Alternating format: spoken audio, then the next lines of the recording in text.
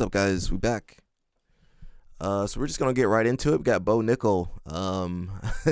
So he unfortunately lost his last UFC fight. I think that was his first loss, actually.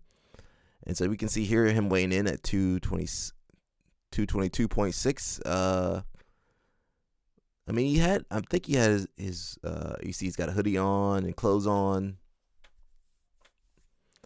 Let's give him about 10 pounds, okay? So 216. So he's about 216. I'm giving him 10 pounds. 212, sorry. 212. So he had to cut down to 185. What's that difference, guys? 212 minus 185. 27 pounds. Wow. In like 3 days. So I gave him a 10-pound allowance. So I said he's about 212 here. Maybe he had some food. Okay, give him another 4 pounds. So 23 pounds. He had to lose like 23 pounds probably. So I'm pretty certain this weight cut is what, didn't help his fight. So shout out to everybody out there. Make sure if you're competing or anything, stay ready. Don't be bulking up. Some of you guys be out here bulking up when you need to be staying trim. So this was 6 days ago. So I don't know exactly how many days he had to lose the weight, but I don't think it was enough. Might have been fake, we don't know. Someone said shout out to everyone who thinks this is real. I wish you guys nothing but the best. So maybe it was fake. Maybe he didn't have to lose 23 pounds.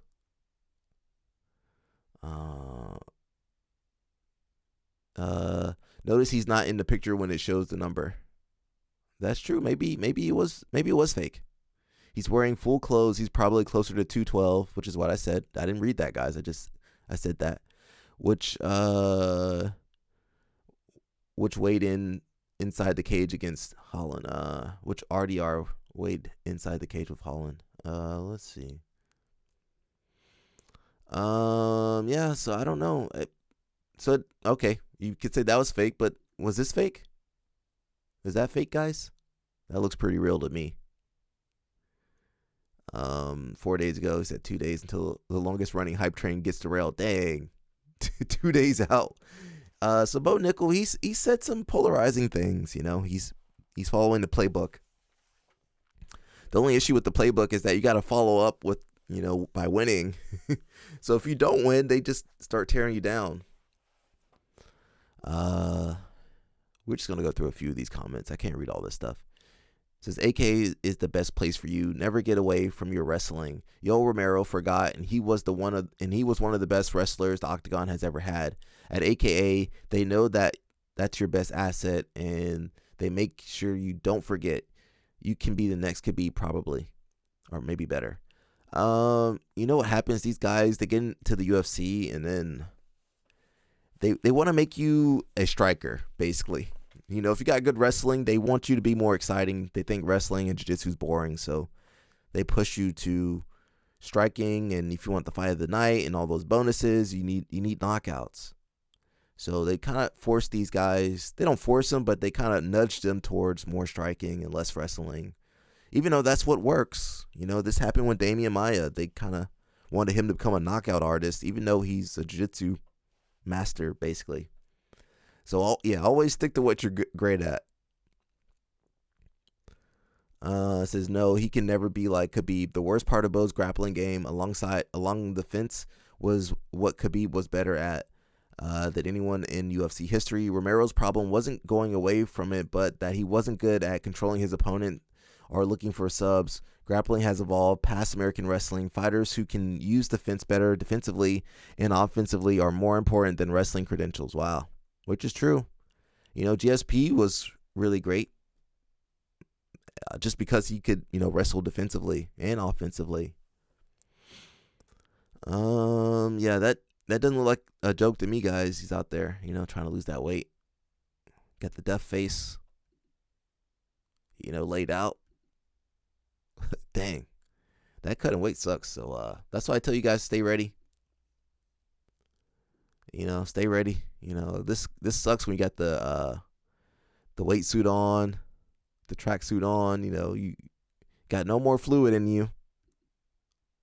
You're just like, I'm ready for this to be over. You got to quote the Bible, Psalms 144:1. Blessed be the Lord, my rock, who trains my hands for war, my fingers for battle. No one understands the hard work it takes to get here. Did it my whole career. Why was he bulking up? If you do 185 professionally, that's your weight class, I think you should stay. 190 tops. I think you just stay at 190. If you're a professional fighter, UFC, you stay 5, maybe 10 pounds within your weight class if you can. And you might be a little undersized, but man, look, you feel like crap cutting all that weight, 23 pounds. Yeah, that just looks terrible, bro. That's him. Does it have music? No. So that's him. Yeah, look at him, bro. You can't perform optimally when you feel like that. Are the weigh-ins on Wednesday or Thursday, guys? Does anybody know? Yeah, I really don't remember.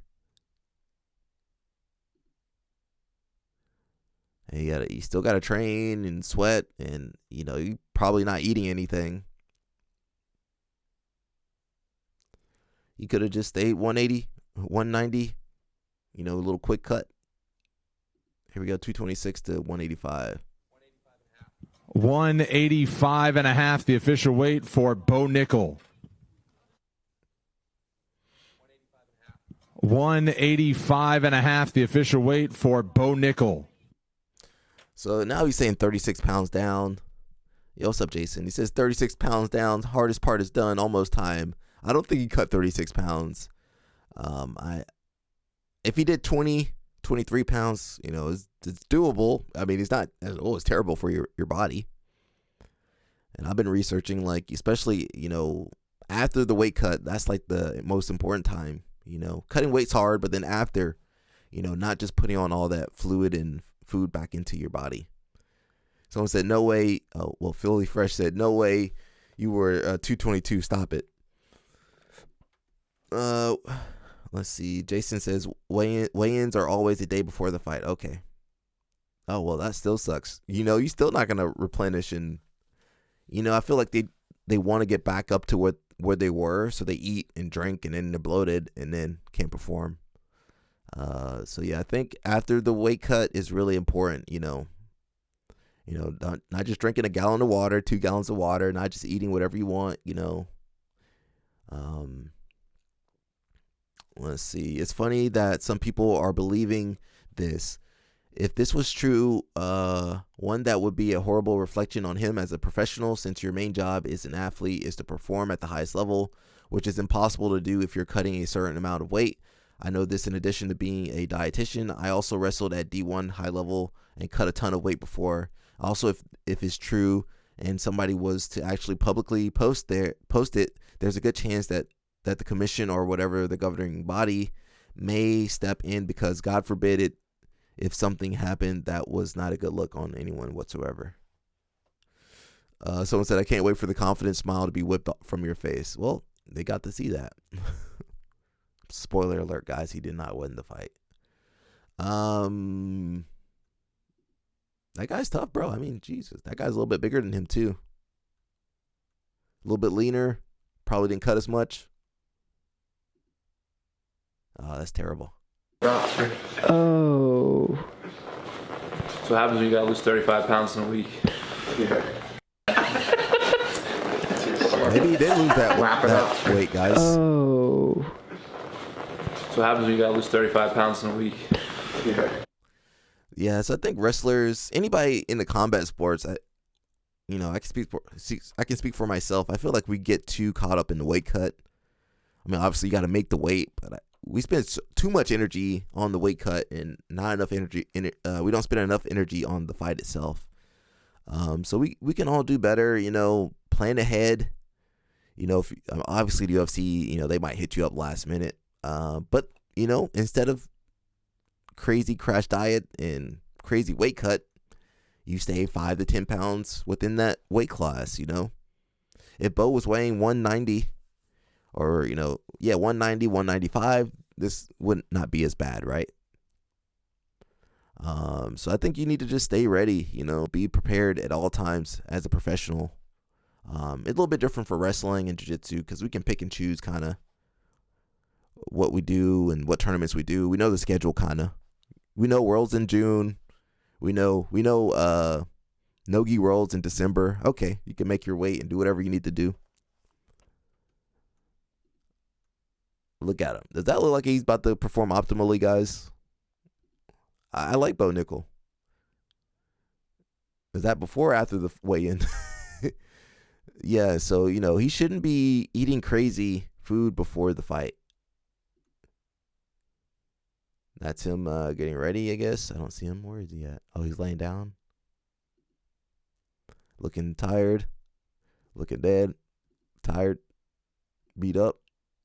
A little bit of training. So yeah, try to perform optimal, guys. You got to go in there ready, prepared, like a professional. And then professionals, they stay on weight. They don't.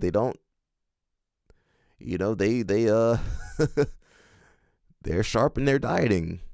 They're focused. I'm not saying he's not any of those things, but he shouldn't have to cut that much weight. Now we got David Taylor. He's going to share some words of encouragement with us. I'm probably going to get hit with the copyright, but it's okay. It's worth it. These matches or winning these tournaments, it's about separating yourself. It's about dominating. It's about establishing yourself as the guy that nobody wants to go wrestle. You want to be a world champion this summer? Great. You got to find out that time to do it. Every day you're out doing something else. It's a day less that you're recovering. A day less that you're training. It's a day less that someone else over in wherever picking up some sandbags and throwing them down and throwing some rocks over their shoulder. And so limit your distractions. On the mat, off the mat, in your mind. I'll get pulled in a lot of different directions. It's easy this time of the year to be like, I'll just miss a Friday, miss a Tuesday. They add up. Because when it comes down to it, and you're 6 minutes away from being a world champion, you're going to think about those days. You're best 2 out of 3, and you're in a dogfight, and you're in the third match. You're going to think about that Friday you weren't practiced. On the flip side, you're also going to think about, I was there every day, and I was busting my balls. And I'm in freaking great shape, and I'm going to take this guy deep waters, and at some point, he's going to get discouraged, and I'm going to get something. I don't know necessarily how I'm going to get it, but I'm going to get it. And the higher level you go, the more that becomes the reality. So nice words from David Taylor. I also want you to remember that, David Taylor, he's the coach of a multi-million-dollar program. So the athletes he's talking to, they got everything to help them recover. They got the hyperbaric chamber. They got, chiropractors. They got masseuse. They got everything in there to keep them active. So if you ain't got all that, I ain't got all that stuff. So you got to be smart in your training. And these guys he's talking to are young. If you're a little bit older, please listen to your body. Take care of your body. But yeah, I think he's right about the mentality. Especially in wrestling, you got 2-3 minute rounds to go in there. You can't afford to play around. Not to say you shouldn't enjoy, because I really enjoy being out there.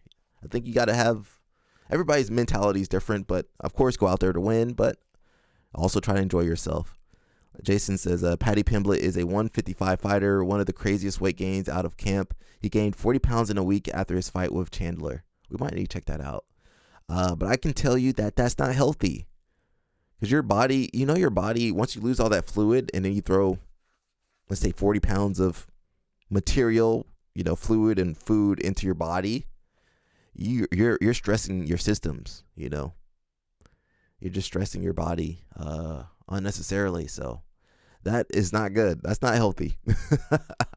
that don't do what he's doing, guys. Don't do what Paddy Pimblett's doing. But shout out to David Taylor. He doing big things. We already just saw that.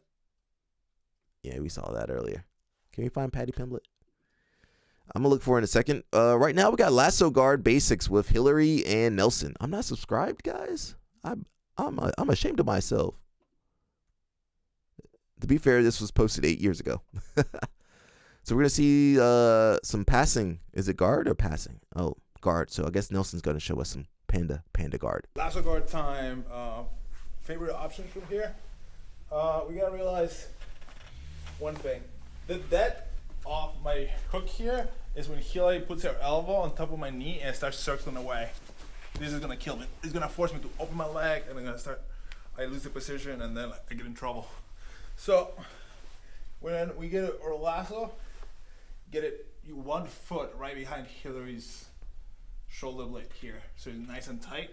Once I secure this position and I got Hillary's posture broken, a lot of times I can reset my hips right underneath between her feet, and I can pull. Hey, Hillary's really light too. Right Shout out to Hillary. If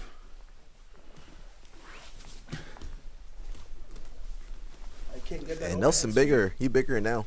a lot of times as Hillary like steps back and circles, I can bring this here into like a reverse like Hiva situation, let go of the sleeve, Yeah. come inside, and now I can just cross my feet, Okay. Panda sweep. put pressure down, take my foot out. I think On I had top. that gray gi. I don't have it anymore And though. then you have your classic, everybody's favorite. I'm gonna get my hook and I'm gonna push this through. Oh, invert. Oh, I go over. okay. So, all those are good options, and I think the base of a. Let's move on to some stories, or news actually. It says the Professional Grappling Federation, PGF, enters full league era with Season 8. A new age of professional jiu-jitsu begins. I think the last PGF, they got a lot of money infused into their operation. So, oh, sorry, someone just texted me. Yeah, just got some more money infused into the operation. So, we'll see how it goes. Yeah. Professional Grappling Federation, the world's fastest paced grappling format, announced today that following 2 explosive back-to-back seasons in 2024, last year basically season 6 and season 7, streamed on UFC Fight Pass, YouTube, and Caffeine TV, with season 7 along amassing over 10 million views across platforms. That's amazing. PGF is evolving into the jiu-jitsu equivalent of the NFL or NHL, a true professional league with teams, owners, seasons, and stars. A new PGF 12-week format for a new era. Doesn't it seem like they're making I see jiu-jitsu trying to make their own thing, UFC trying to do their own thing, Flow Grappling's got their own thing, IBJF try to do their own thing, Zapatero does their own thing, and then you had the other guys. What were some of the other ones from back in the day? What was the one in New York? Kansai? That sounds familiar. Kansai, something like that. All these other organizations, and then wrestling's trying to do their own thing. Judo. I don't know what judo's doing. Judo doing whatever it wants to do back way back there, over there. Maybe they could all work together. I don't know. I don't know. I just see everybody doing their own thing and putting up money here, putting up money there. But maybe they could work together. I kind of like to see all the formats kind of in one place. I want to see the wrestling with the judo with the jiu-jitsu. Is there any way we could do that? Will I have to do that? I got to fundraise. I got to set that up myself, I guess. And I got to just fundraise through my channel. They got me. They got me. I'm streaming on Facebook, and I'm streaming over on I guess that I'm streaming on Twitch too. I'm still streaming, guys. They got me. The music got me. I knew it. I knew the music would get me. Well, not my first time I've been taken down. Not my first or last time, guys. Yeah, not the first or last time they'll get me.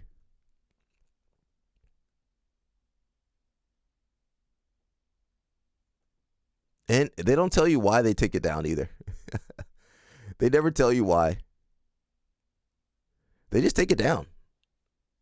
Policy violations. I don't even know what the policy violation was. Who knows? It might pop back up, guys. Otherwise, I'm still streaming. Don't worry, I'm still here.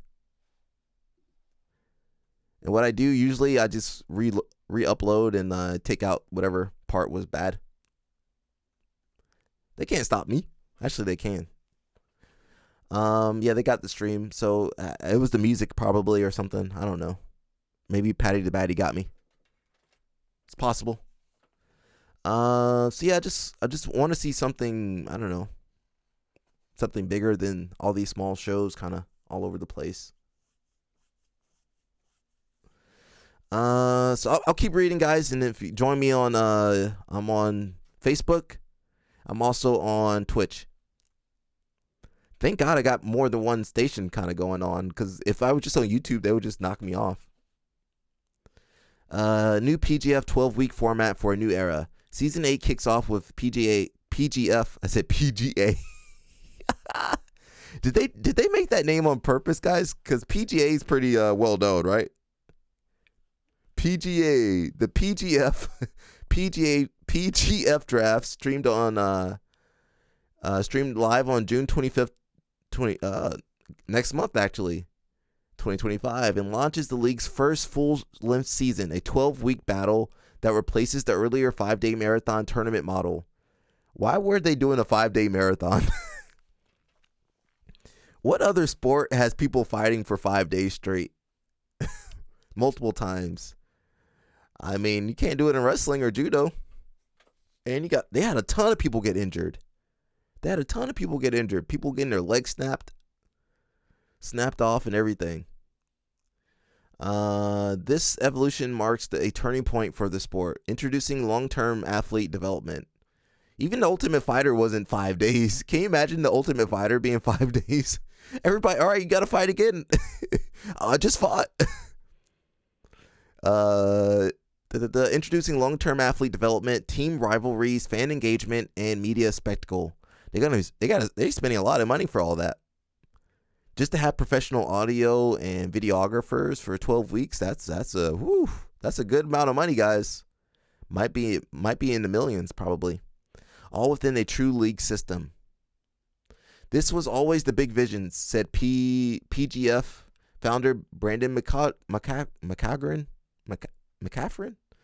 I never say his name right. Shout out to him. He just got his black belt. I mean, it took a long time to get your black belt, but you got it in jiu-jitsu. Jiu-jitsu is the fastest growing combat sport in the world. The athletes are ready, the fans are ready, and now we're building the league format they've all been waiting for. PGF Full League era now mirrors other top sports leagues. The PGF Full League mirrors the extended season and playoff to championship cycle of the world's most popular sport leagues, such as the Premier League, the NBA, and the NFL. Migrating professional jiu-jitsu into a familiar format will increase the value to all participants in the sport, athletes, fans, rights holders, and the PGF, and the sport at large. Am I still down, guys? I haven't checked. Yeah, what I'll do, I'll put the stream back up later, and then I'll edit out whatever stuff they got me with. You know, they always get me with something, man. Stream suspended for policy violations. Thanks, YouTube. YouTube kind of sucks, bro. I'm sorry, YouTube. Oh, am I back on? They're gonna take it down again in 5 seconds. It might be back up on YouTube. I don't know. YouTube it's just I don't know. it's such a headache. About the PGF, the Professional Grappling Federation was created to revolutionize jiu-jitsu competition and bring real career opportunities to athletes in the fastest growing combat sport on earth. With an emphasis on fast-moving action, team-based formats, franchise ownership, and high-quality streaming content, the PGF has become one of the most influential brands in modern grappling. You can see the guys that own it. You got Heather Gracie. Oh, she's the owner of Gracie Worldwide, fight management agency and serial entrepreneur. In and out, yeah. YouTube crazy, bro. I can sit here reading something. They're like, we're gonna take it down. Policy violation. They never tell me what the policy is. just take it down. You got Zoltan Bathory. I believe he's in Five Finger Death Punch. You got Keenan Lawyer.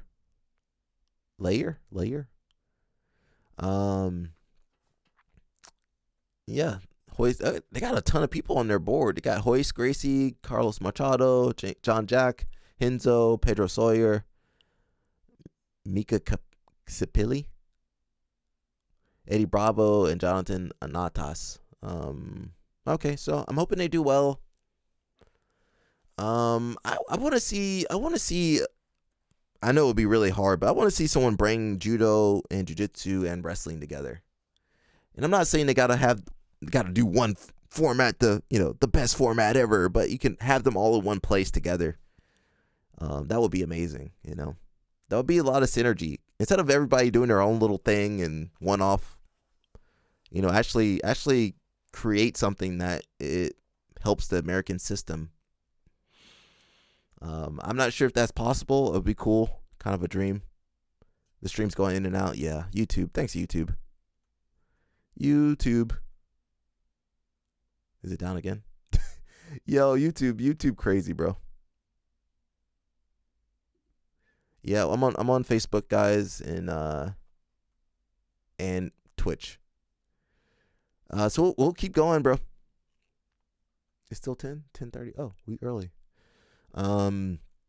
Nicky Ryan talks ecological approach to BJJ. I like what Greg's doing, but I'd do it differently, which seems to be what everybody says. Nobody really seems. I mean, Nelson kind of likes ecological, and of course, BJJ Mental Models is behind ecological. They like ecological too, but that's actually, I'm kind of all for people not jumping on the bandwagon too early. Take your time. Let Greg Saunders prove ecological works really well, and then we can start to adopt it. We don't need to all jump onto the same system overnight. Nicky Ryan is no stranger to innovation in jiu-jitsu, and in a recent appearance on the Simple Man podcast, he weighed in on one of the sport's most talked about training philosophies. Actually, let me do this. Boop, boop. So you guys can see a little bit better too. The ecological or constraints-led approach, CLA. While he's intrigued by the method, Ryan believes the best results may lie in blending new school strategy with traditional practices. I definitely like what Greg is doing. I think that there's a lot of uses to it. Me personally, I would do it differently. Sauter's system emphasizes positional sparring with unique restrictions rather than classic repetition-based drilling. The only issue I have with that is think about judo and wrestling. They do a lot of repetition drilling.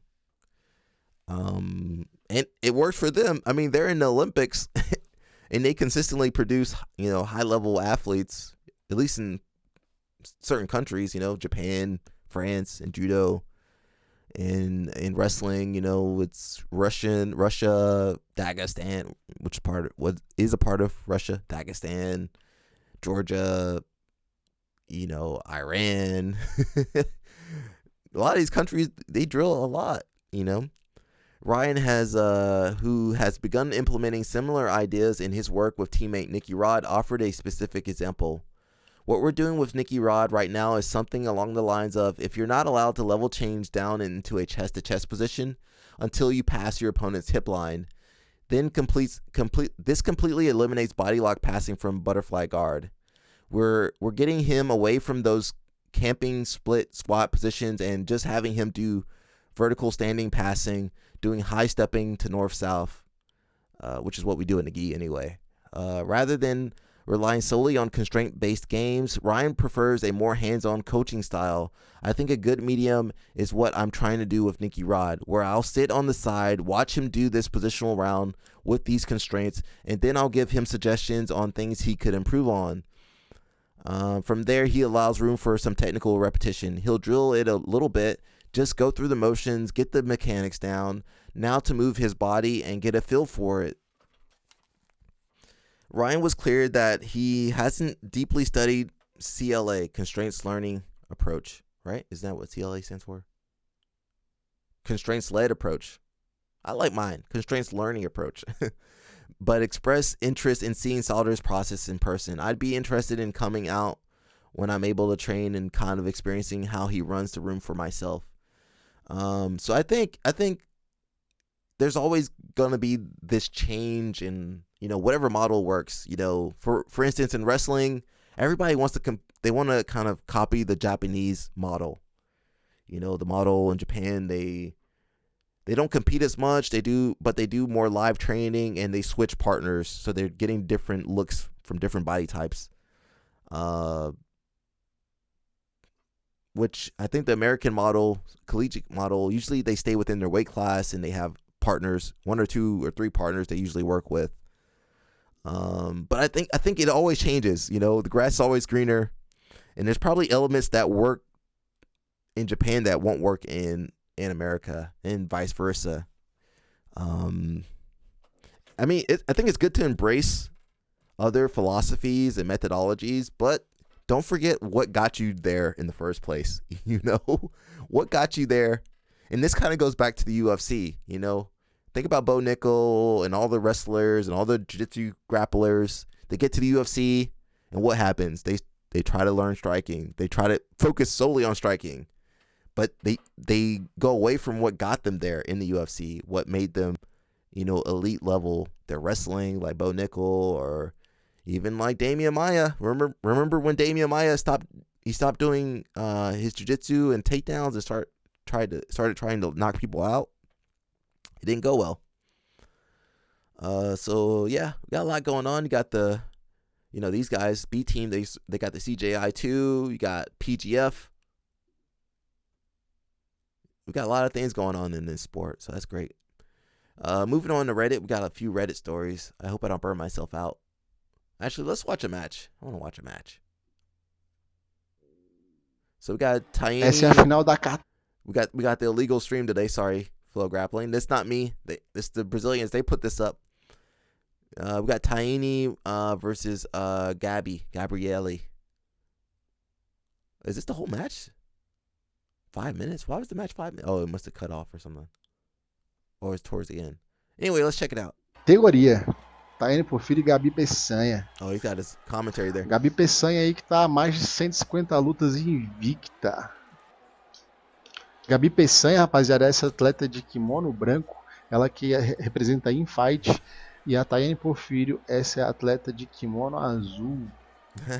He's just saying that, Gabby's in the white gi. A Gabi Peçanha é considerada uma das maiores atletas do jiu-jitsu feminino. Ela manteve uma impressionante aí, marca de invencibilidade por mais de 150 lutas consecutivas de kimono. A última derrota que ela teve foi para Yara Soares em 2021.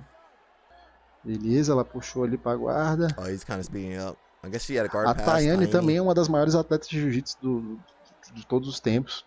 Ela é She's muito working forte, the Nelson Deep Lasso. Nelson, she working your Deep Lasso. She saw your video, Nelson. She saw your video, Nelson. 2 graus, tinha se afastado das competições porque ela preferiu. Sweep. Não. Tá ali fazendo uma luta sinistra com a Gabi Peçanha. Ela puxou pra guarda a Gabi. A Gabi é muito forte passando a guarda, ela é muito técnica também. Fazendo ali uma meia guarda com escudo. Só que ela tá fazendo o escudo com a canela. I can tell the stream's up. Ela tá fazendo ali também, na verdade, uma laçada, né? Ela laçou o braço ali da Gabi. Como eu falei pra vocês, tá muito utilizada essa guarda laçada, né? Tá todo mundo fazendo ela. Muito bom. Se ela subir a 2, se ela subir a 2, subiu. Who knows, bro? 2 pontos pra Tayane. Conseguiu raspar aí.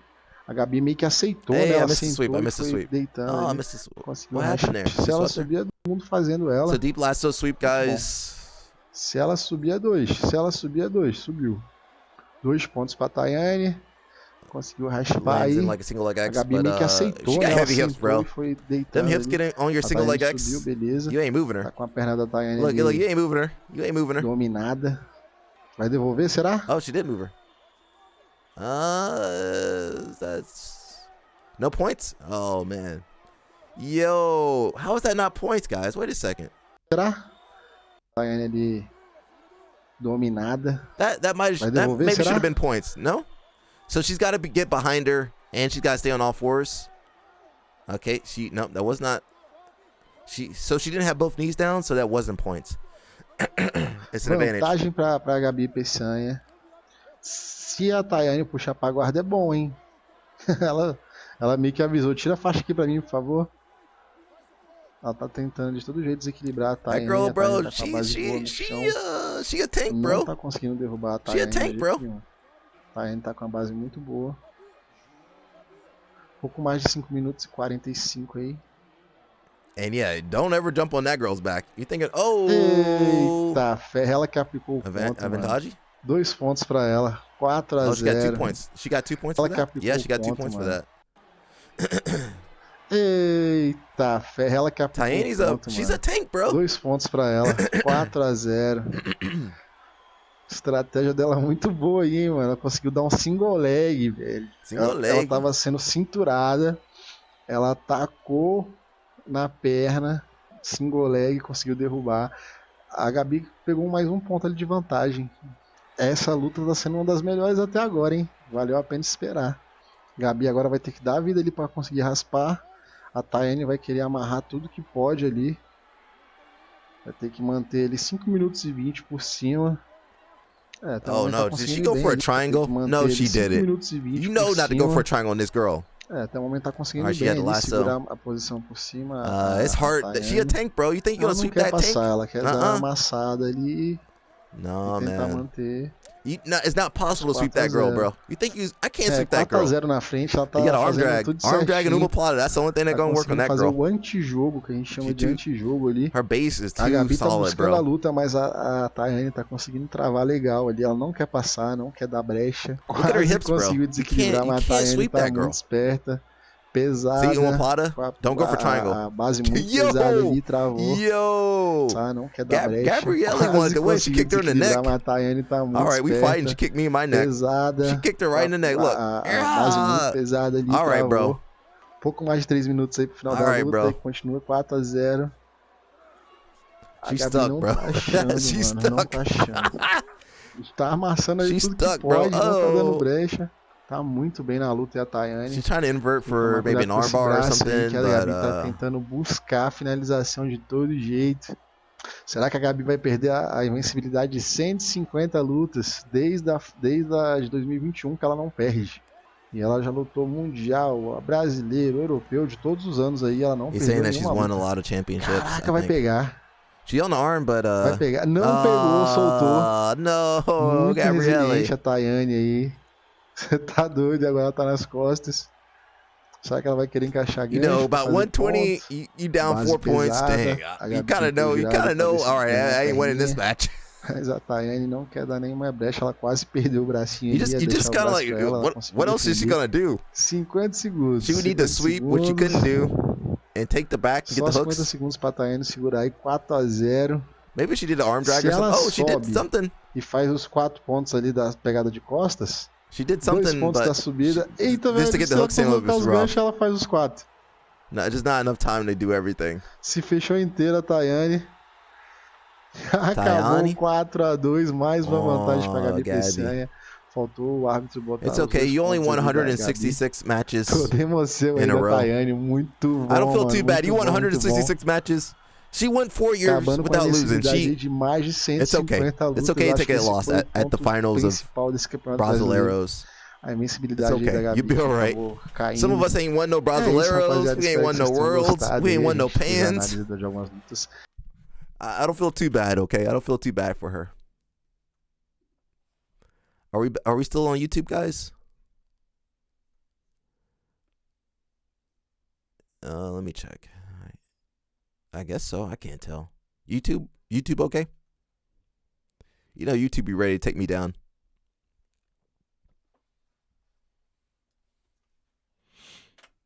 Says I'm a white belt after 6 years.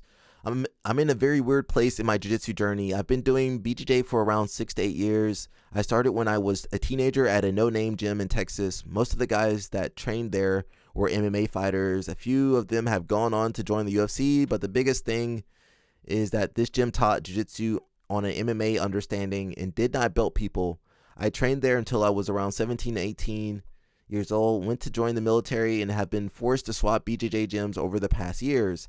I've trained at a lot of good gyms, and the thing is, every time I go to a new one due to having to move, I get told the same thing. Man, you're really good, or you'll be a blue belt so fast. You're not really a white belt. You're most likely more like a blue or low level purple. And I think the reason I'm in this situation is I can never stay at a gym long enough to promote, but I have been consistent with BJJ. Not taking breaks, and it sucks. I feel like I put a lot of my life and time into the sport.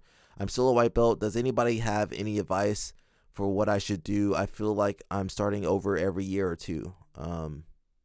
Yeah, bro, you got to settle down somewhere. I don't know what else to say. I don't feel bad for you. Yeah, go win the white belt world championship. I mean, honestly, if you start competing and look like a sandbagger, that does seem to be a good way to get promoted quickly. You shouldn't feel bad because in reality, you've put a lot of your life into getting better at jiu-jitsu. The color belt you wear is largely irrelevant. It probably affects your teammates more than it affects you if you just focus on being better at BJJ. I mean, why can't he just have a home gym that he travels to? You know, he has to be able to travel somewhere, right? So maybe every couple months you go to your home gym or wherever you want to go to, and then eventually you get belted. But you got to be somewhere consistently. Nobody's just gonna give you a belt for nothing, bro. Have you simply talked to a head coach about this? If you can legit tap out blue belts at your physical ability and purples consistently, then you can talk to them and explain the issue. Why would they give you a belt though? Just because they feel sorry for you? Finally, throw in a couple of contest golds with that, and I'm sure most reasonable coaches will listen and make a call. They're not going to give you anything, bro. I'm not going to give some random dude a blue belt that I don't know. I don't care how good he is. If you are there a solid year and then told me you had to move for work, I would grade you before you left. No problem at all. Okay, that's different. Some coaches are weird about stuff like this. Black belt is the only belt I'm super cautious with, as you'll be linked with me forever. The rest of the colored belts, I would take your situation into consideration and grade you according to your skill level on the mats. Said this doesn't sound like the standard situation. If you still moving around and will keep moving around, just try giving them the background. Worst case, they say no and you move to another gym. Someone's like, just stop worrying about being a white belt. It's true. A lot of people saying you shouldn't ask for promotions. He might be in a special case. Maybe he can ask. I don't know. I mean, don't ask me. Dude, why do you do jiu-jitsu? I was a blue belt for 8 years, largely because of the same issue you described here. I would go into different gyms as a blue belt and smash everyone on the mat, but at the end of the day, I was still wearing that blue belt because I didn't have a consistent coach. I grew to enjoy it, no pressure. We got a lot of people that have been at their belts for a long time. All these coaches are insecure people. They need to feel like someone earned it under them. Yeah, you need to earn the belt under them. Yo, let me read this in my Reddit voice. Some obscure abstract criterion or are worried about what it's going to look like if I give this new guy a blue belt and don't correct things like this.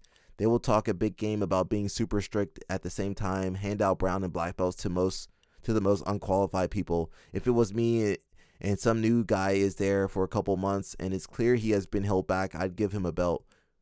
Who cares? It's a blue belt. Yeah, that might be a bot. Says we had a dude like this pulled up from overseas, said he trained for about 6 years at an MMA gym. Like anyone else who comes in fresh to the gym, coach and a few upper belts rolled with him to fill him out. About 6 months in, coach made him teach him a class of some of the stuff he was good at, and after gave him a purple belt and said everyone's sick of the most overpowered white belt. Possibly for comp 2, coach may be concerned he looked like he was sandbagging. If you're worried, maybe ask what level coach reckons you should compete at and just say, hey, I'll be here for X amount of time. Would love the opportunity to take part in the grading process. That ain't going to work either. Sounds like you're in white belt purgatory. Yep, I feel for your situation because you put in the time and have earned your blue belt. But it's also hilarious. If it bugs you that bad, I talk to your coach about your situation and explain that ain't gonna work either. He need to stay somewhere consistently. That's the answer, guys. That's the only answer. Stay somewhere consistently. I know it sucks. His situation sucks, but that's his life. He got to deal with the repercussions of traveling all the time.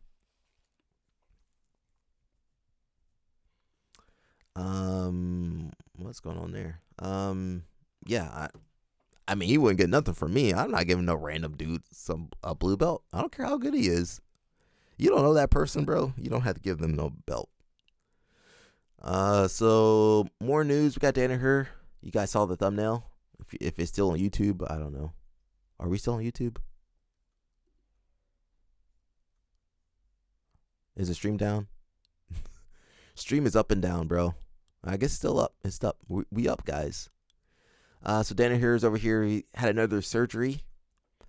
And it says, today I went into surgery for my second hip replacement. I've had severe physical issues my whole career due to a crippled leg suffered from an early age. Oh, I didn't know that. I thought it was from jiu-jitsu. Said he had a crippled leg, suffered from an early age. Typically, when one part of a system is broken, it puts undue compensatory stress on other parts of the system. And so we don't have the whole post here. Could we post here?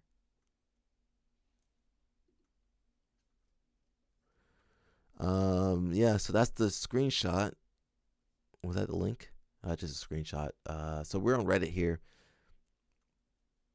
My desert, my Arrakis, my Dune. He looks like the dude from Dune, huh? You know, the bald dude. Well, I guess the one planet everybody was bald on. The main guy, the main bad guy. Yo, that was good. I did a good job there, huh? The instructionals must flow. Not that guy, the other guy. So I said that got me good. Dude was going into a breakdown on the biomechanics of why hip replacements are necessary, like he's doing a leg lock instructional. 4 hours later, you find out it's all due to wedges. It does look like this would cause hip issues. Okay. Just know he's wearing a rash guard under there. Good to know that people were, making fun of him. I heard they actually cut out his Adidas track pants off to do surgery. He isn't, but he doesn't want anyone to know. That's why he's covering himself with blankets. Secret it out, John. We know the truth. Wish him the best. It's obvious just from being around BJJ World that John is a great coach, but I finally bought one of his instructionals recently, and I was blown away at how good he is. The level of detail and the thought that goes into every aspect of his teaching is amazing. What's the Japanese name for hip replacement? Really sucks that he had to get surgery, but that doesn't change the fact that this was the most autistic injury announcement I've ever seen. Feel better. 20-page comment on why people need hip replacement sometimes. You see, hip surgery is not merely about repairing a joint. It's all about returning to a state of optimal human movement, where limitations are removed and potential is fully realized. As in combat victory, often comes not from avoidance of adversity, but from confronting it head on and emerging stronger.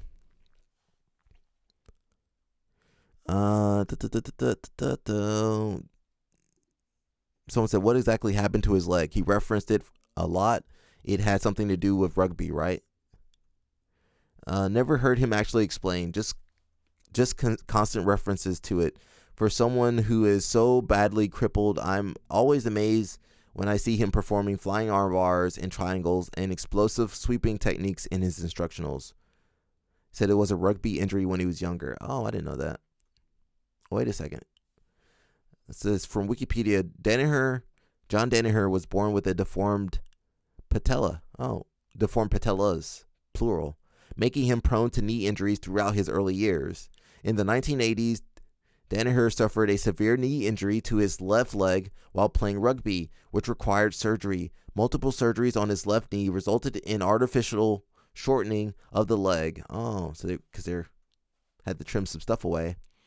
And deformed ligaments, drastically inhibiting Danaher's ability to properly extend and retract his knee. Over the years, this imbalance proceeded to cause other problems for Danaher, namely an unbalanced gait subjected his left hip to undue forces and strain, leading to severe osteoarthritis. Okay, that's sad. I'm sorry to hear that. These are consequences of putting off your doctor's visits and listening to idiots who know jack about medical stuff. How much of that was due to just monetary? Because I don't think Danaher made a lot of money until the BJJ fanatics came around. Of course he was a coach to GSP, but I don't think he started making real money until BJJ fanatics. So he's probably just struggling in New York for a couple decades, and then finally made some money to get all the hip surgery and knee surgeries that he needed, but he had to put it off. And that kind of reminds me of Anthony Bourdain. You guys remember Anthony Bourdain? Well, he didn't get famous until he was in his 40s or 50s. Can we find that? Anthony. Is that how you spell Anthony? Yeah, I believe he didn't get famous until he was in his. When did he become famous? Oh yeah, I spelled Anthony wrong.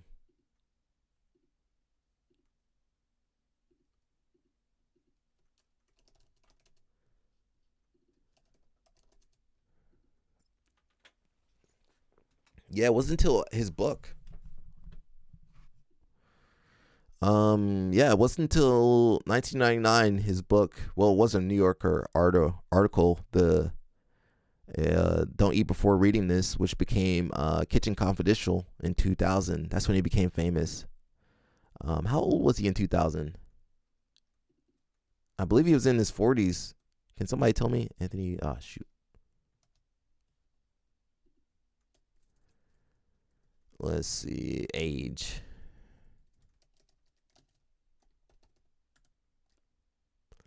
He was 43. So, Anthony Bourdain, I did a video on him a while back.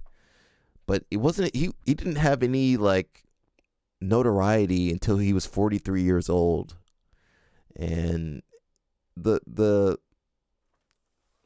sad thing about it was that, he always wanted to make it big through his cooking. But it was his writing, that's how he became famous. So I think that was always something that kind of stuck with him, because he knew so many great chefs, and I'm sure he was a great chef too. Not obviously not world class, like Eric Rapier. I can't pronounce his French name. So he became famous at 43 years old. Started making money at 43 years old. Imagine you didn't make any money until you're 43 years old. That's basically me. I'm not gonna make any money until I'm 43 years old. But then, that things changed. I think for Danaher too. When was Danaher's BJJ Fanatics?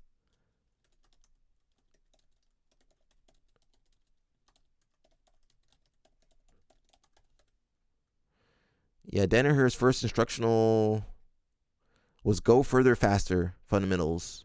I don't know when that came out. What year did this come out, guys? Will it say?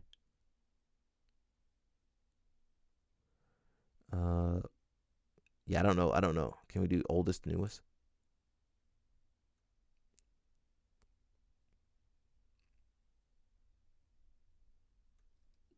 Danaher.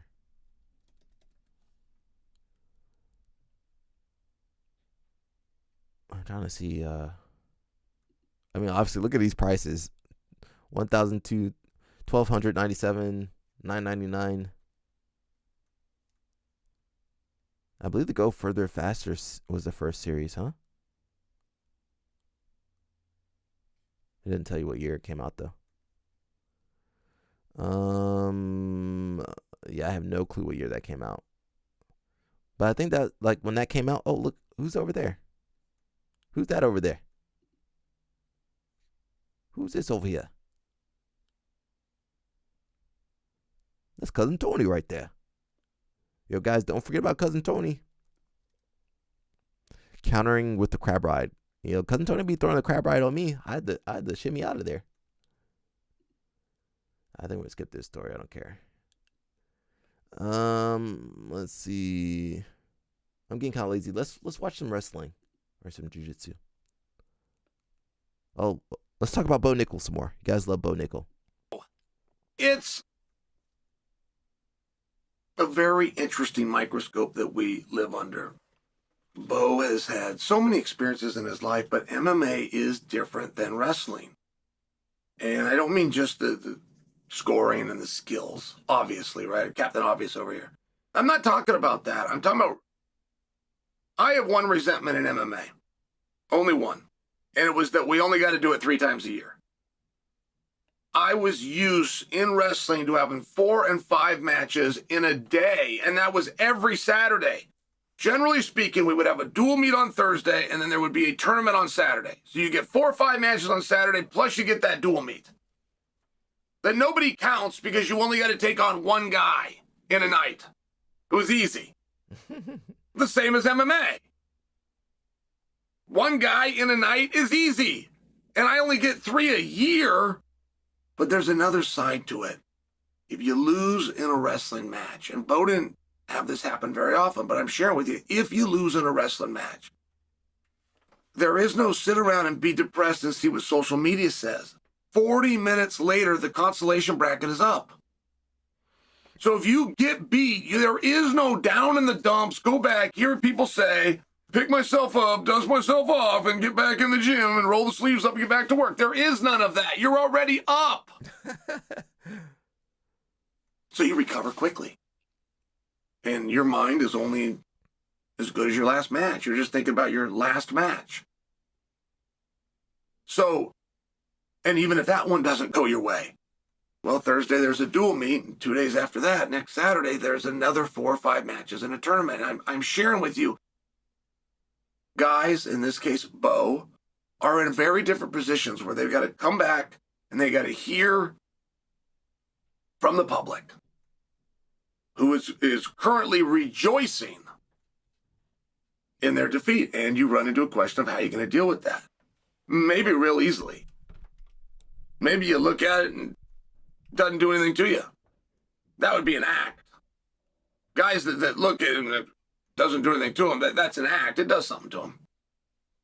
But it is very easy to just put that down, not see it at all.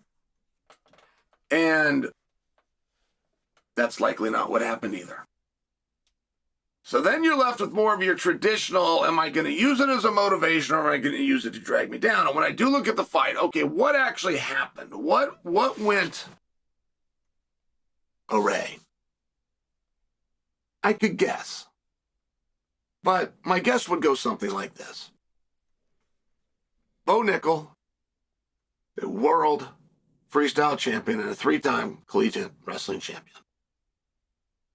Bo Nickel can walk into any gym, including a great gym, including a super gym like ATT, and have people think, okay, your wrestling is enough. As far as the wrestling tool we need to sharpen, you're there. Let's go look at some of the things you're not as comfortable with, and let's bring those up a little bit. And in theory, I understand it, and I see it every single day. In theory. But in practice, it's not a matter of your wrestling is solved. You've got enough. Let's bring these up. It's not. As you start bringing these up and you're not doing the wrestling, and it comes down just as fast as it goes up. But I only bring this to you. This is my guess. Because they're up against the fence.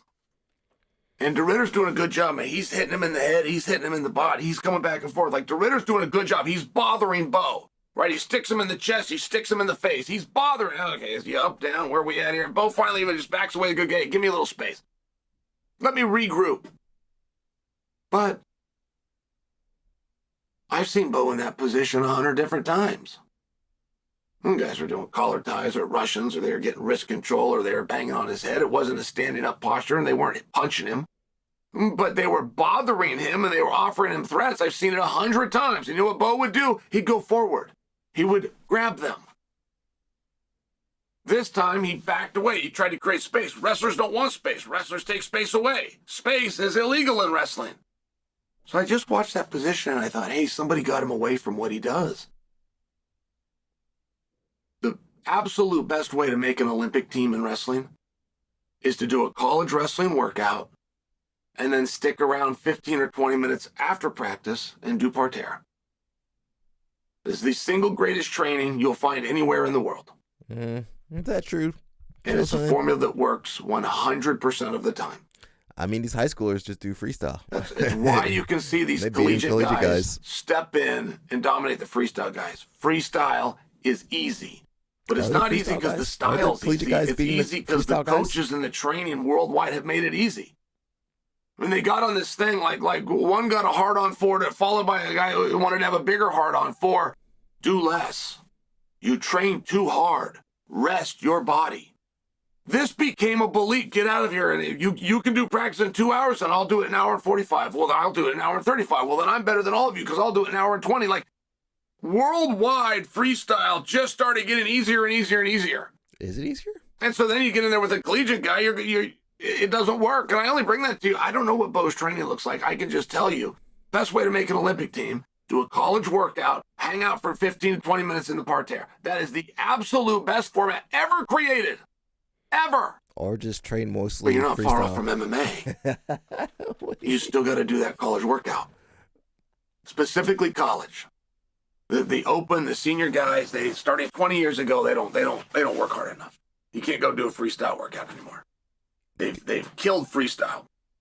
The only ones that can save freestyle, even in this country, which is top in freestyle, is the guys that are doing collegiate.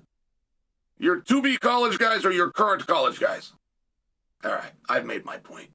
But my guess would be that Bo is doing a lot of jiu-jitsu. That he's punching a lot of mitts. That would be my guess. But that's not what he did in college. Don't put that on He jiu-jitsu, didn't bro. punch a bunch of mitts. Don't put that on jiu-jitsu, bro. He didn't lay on his back. He had an emphasis and an urgency. Get on top of that man against his will and keep him there against his will every single day. There are no mitts in the octagon. Something to keep in mind. There's no jump ropes. There's no speed bags. If you're doing anything in practice that is a motion or movement that does not happen in the octagon, you are wasting your time. You can do that at the beginning for a warm-up. You can do it at the end for a cool-down. It cannot be part of your workout. And I haven't seen the training sessions. I'm only sharing. I have never seen Bo in competition want to create distance. I only see Bo in competition taking distance away. And when Danaher was hitting him to the body and hit him to the head, and Bo did not go forward and clinch and start wrestling him, I just thought to myself, all right, they got to him. Somebody got to him. Said, if you want to do this, you got to have the answers. And here's the answers. The answer is with a punch, and it's an elbow, and the answer is with you move your hips and grab his arm. And since Bo was 15 years old, there's been times in battle that he realizes, I need to grab this guy and throw him down. Nothing else. Nothing pretty, nothing technical, nothing set up. Grab a guy and throw him down. grab. And in all of the times over all of the years that Bo grabbed a guy and threw him down, good things happened. It's something to consider. I didn't agree with some of Chael's takes. I got a different perspective. Well, obviously he's been doing MMA. He's still kind of involved in the wrestling a little bit. But I feel like some of the takes about freestyle being easier, or the collegiate guys being the hope of the which, I mean, they are the best wrestlers, the collegiate guys, but we're seeing those high schoolers coming through and beating a lot of those collegiate guys in the lower weights, at least. And freestyle, I mean, if freestyle's so easy, how come the American men's team, they only took home a handful of medals No gold medals. I think 1 silver, maybe 2 bronzes or something like that. If it's so easy. And on the flip side, look at the women's team. And you guys know in college, I don't think high school. I think college, the girls, they only do freestyle. I'm not sure about high school. Can someone check that for me? But the ladies, they do more freestyle and they had more success at the Olympics. So I think that's an argument for a different day, folk style versus freestyle. That's a different argument, but let's watch some more wrestling. We got John Smith. You guys know John Smith? He was he 2-time Olympic champion? No, I think 1 time. He might have won twice. I think he might have won it twice, guys. Did he win it twice? I don't know. But let's see if USA Wrestling is cool. This video's from how many years ago? 2008. Dang. So hopefully they cool with me watching this video.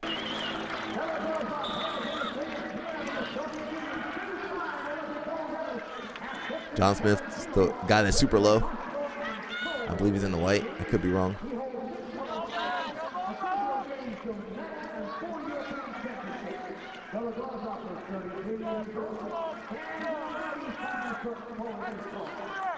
Yeah, that's John Smith getting low. So he's the king of the low single, and low attacks. And he's the reason all the Americans go for like low leg attacks and ankle picks.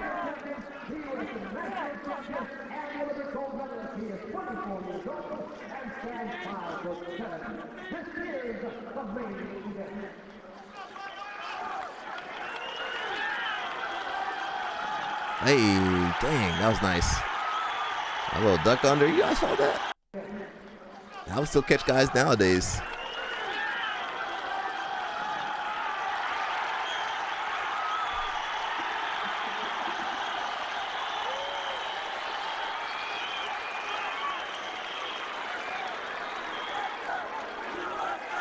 USA, USA.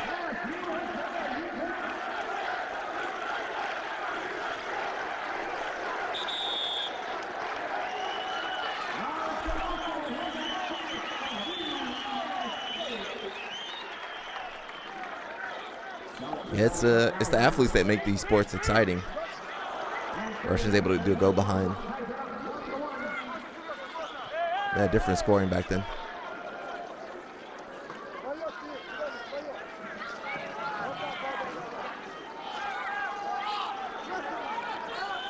Man, I think wrestling freestyle by itself is exciting. You don't really need to add more stuff to it.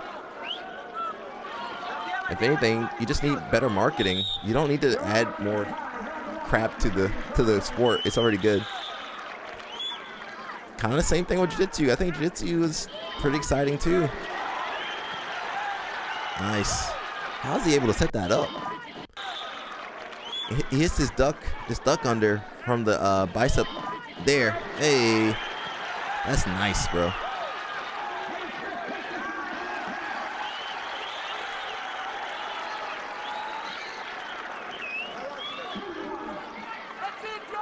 Leg lace.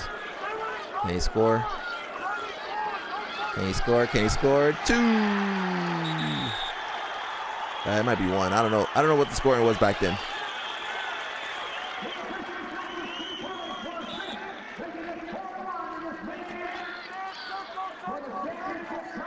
Nice. Dang. You get right in there, bro.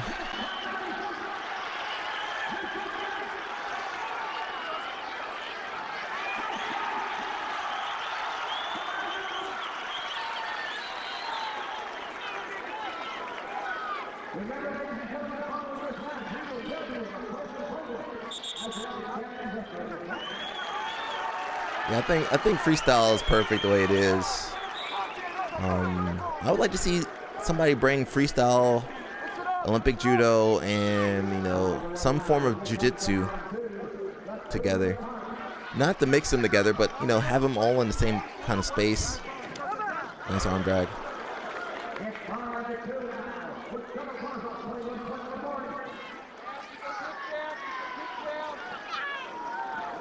Looking for a tilt.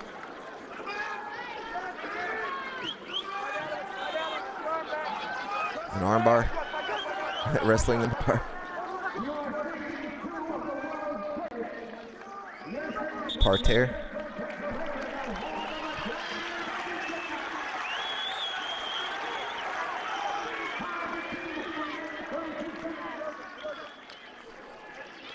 Yeah, I think it's from 1988, guys. This is from 1988. This will probably be the last video that I'm going to dip, guys.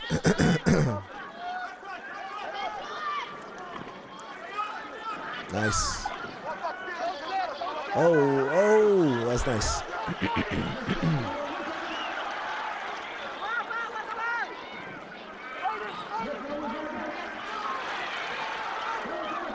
Some good wrestling right here.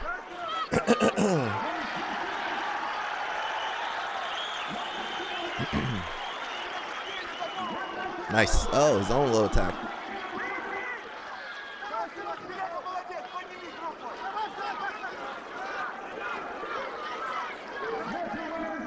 Oh, that was nice. How did he do that?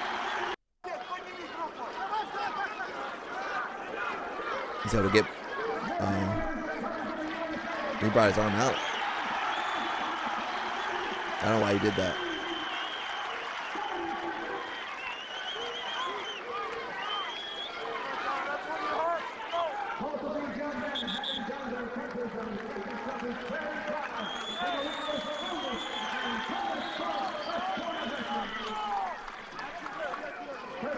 Nice, right on the low single. Trying to pick it up.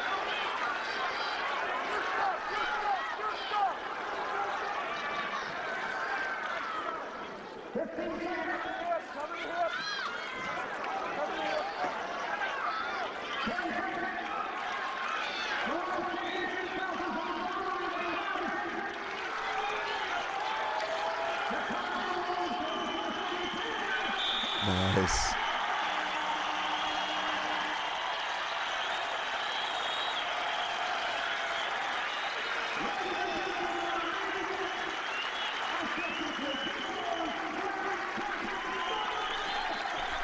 That was pretty good. All right, guys, I think I'm going to dip. I'm going to try to re-upload the stream. And what I'll do, I'll cut out whatever. I think it was the Patty Pimblett video that got us. So I'll just cut that out and hope for the best there, because, you know, YouTube kind of. Again, if you guys have any stories you want me to take a look at, send it to my Instagram. I like balding on Instagram. That's basically it, guys. Covered a couple stories. We skipped a couple too. But that's fine. And as always, if you want to support the channel, Inverted Gear, they're somewhere right here. Inverted Gear, got BJ Mental Models, yada, yada, yada. And we should be on tomorrow too. I've been going a little bit earlier because I got a tournament this weekend, so I need to save some energy. Hopefully you guys understand. I need energy to do what I need to do. And that's it. Anything new out there? Outside of getting kicked off the stream? All right, I'm going to play myself out, guys, and I'll see you guys tomorrow. Probably 10:30-ish. All right, guys, I'll see you guys soon. And you guys know I got the Inverted Gear song to play us out. And 1 second, here we go. See you guys. Happy Handsome Tuesday.